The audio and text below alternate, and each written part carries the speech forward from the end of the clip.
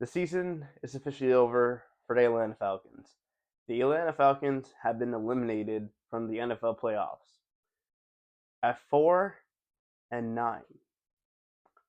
And the biggest reasons as to why is due down to the coach, is due down to how we've been drafting, even though some of our picks have worked out very, very well. The two first round picks that we had this year have worked out very well. Bijan Robinson's worked out very well. Drake London's worked out very well. That is it. But it took us so long to go out and draft defensive players, and look how well it's doing for us when it comes to our defense. But the Falcons are still 4-9 in a year that I thought the Falcons would at least be second worst to the Tampa Bay Buccaneers. We are almost tied with the New Orleans Saints, who just beat Tampa Bay, and we're only one win ahead of the New Orleans Saints. That tells you how bad of a season this really truly is. And I wrote down the four biggest game changers for when it came to what changed this Falcons season. And the first one I want to get into is the 30-0 shutout by the Carolina Panthers. What was this game? Quite literally, what was this game? I know Thanksgiving just passed, but we literally got stuffed by the Carolina Panthers 30-0. We didn't have no celery, we didn't have no dessert, no nothing. We got shut out 30-0. And then not only that, after Tua Tagovailoa turns over the ball, three times against the Baltimore Ravens, we go and play the Dolphins in our home stadium, and we lose 34-10 to Tua and the Miami Dolphins, only scoring 10 points. And this is before Penix got injured, and we lose against that team. Then we go back and we try and get our revenge against the Carolina Panthers. And I believe I made a video saying this. I said the Falcons need to get their revenge on the Carolina Panthers. Carolina swept us. Even though it was a close game and we had a field goal missed opportunity early in the game. And I want to say how ironic it is. Look at how many field goals we missed that have been crucial to our games, and yet we got rid of Younghoe Koo. Younghoe Koo is having a bad season. Kickers are gonna have the bad season in that general sense.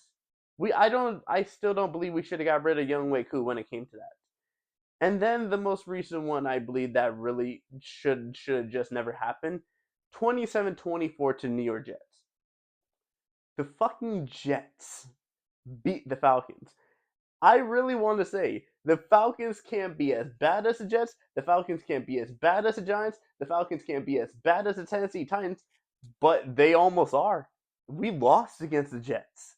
The Jets right now are literally in a search for QB, and we lost to a team that's in a search for QB when we have a quarterback that we paid 100. I keep forgetting on the number. It was either 180 million guaranteed or something around that. And he can't even give us the W against the Jets. And keep in mind, recently, yesterday as I'm recording this, we lost to Seattle Seahawks.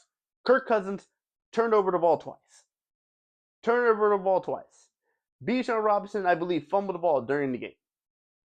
And Drake London, who's been the shining star when it comes to the offense, is finally having his ultimate breakout season.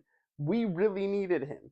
But even though he was out, Kyle Pitts, a guy that I genuinely is on the line of being a bust for me, and I love him. He's a Florida Gator. I love Kyle Pitts. He showed out, finally. But the one thing I still want to get into in the general sense, how the fuck are we 4-9? Really? And then this coach wants to go in the press conference and be like, oh, these losses are really, really bad. It's up to me to change this really teams. It's not up to you anymore, bro. It's really down to the owner. The owner's got to make decisions. Somebody's got to make the decision to fire the damn head coach, to fire the GM. Because at this standpoint right now, the Falcons need a I wouldn't say complete reset, but at least when it comes to the coaching and the GM and the general management in that general sense, the Falcons need a complete reset. It is time to reset. Start over with the new QB. I know we just drafted Michael Penix Jr., but he has had injury history since he's been in college, and he got hurt. Even though it wasn't the same leg, still got hurt. And we still had this quarterback for what, another 2, 3 years? May as well draft another one. It doesn't hurt to that. And even if it puts us in a dead cap situation, get the fuck rid of Kirk Cousins. I'm not even lying to you about that. Get the fuck rid of Kirk Cousins. Literally, he has regressed from last season to this season, and he's not gonna get any better. He's literally got guaranteed money. So even if we trade him, he still gets that guaranteed money. We're going to be in dead cap, but it's not like we haven't been there before. We did the same thing with Matt Ryan, and we were in hell. We were in dead cap hell. We got out of it. We ended up rebuilding and get out of it just to put ourselves right back into it. It makes no complete sense. It really does. Doesn't, sorry. These 4 losses, Carolina 30-0, Dolphins 34-10, Panthers 30-27, and 27-24 to Jets. You know what all 4 losses have had the case? The Falcons have been favored in every single one. The Falcons have been favored to win these games in every single one, and we've lost. It really does not make any sense. And people, my cousins and my family, have been telling me like, "Oh, David, what do you think about the Falcons? You know what? The Falcons are up." I'm like, so, so, the Falcons won a game. So, at the standpoint right now, do I really trust the Falcons? No, and it's clear to see why. Because if I go into one weekend believing after a good win, hey, the Falcons won, we beat the Buffalo Bills, we go right back into the next game and we lose. So why is there any point to have faith?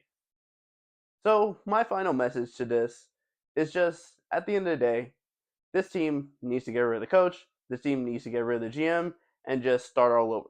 If there's a possibility in trading for a head coach, go get Kyle Shanahan.